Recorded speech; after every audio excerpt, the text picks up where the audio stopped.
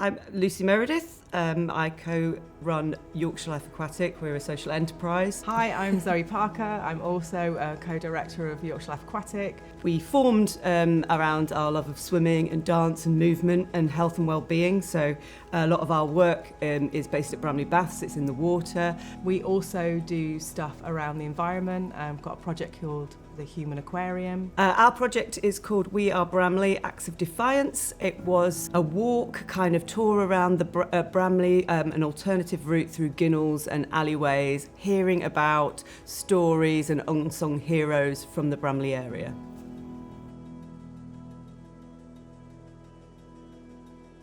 I suppose we didn't really come into it with a really fixed idea of what it was going to be, because obviously you can't, because it's co-production. So it was kind of like, what's going to come out of it? Yeah, we were inspired by the acts of defiance that we've seen in Bramley over the years. Particularly recently, there was one called A Place to Sit, where it was a campaign to bring the seating back into the area. And the thing that brought us as a company, Yorkshire Life Aquatic, to Bramley was they were trying to take over Bramley Baths back in 2013, the community. So we saw like a similarity of this campaign and that campaign, and that's what actually made Lucy think of, acts of defiance. That's kind of a good starting point for what brings people together in Bramley. And we kind of wanted to capture that, and we'd already been working in Bramley for about 7 odd years. Yeah. So we knew a lot of the community groups that were there, so we just kind of went from that and used that as a starting point for what we did.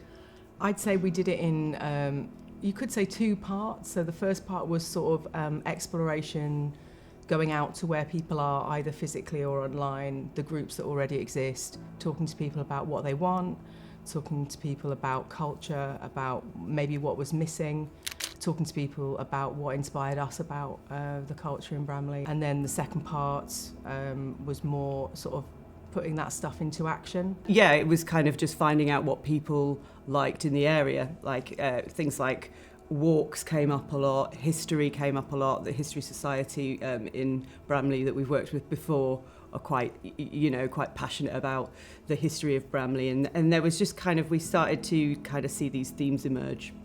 I don't really think we came across any kind of challenges with the actual community. They were just all really enthusiastic and happy that things were happening and kind of that they were being listened to. I mean, the only challenge would be is that Bramley is a huge, huge area, and to reach everyone it just wouldn't be possible with our capacity. I think truly for that you need a longer timeline.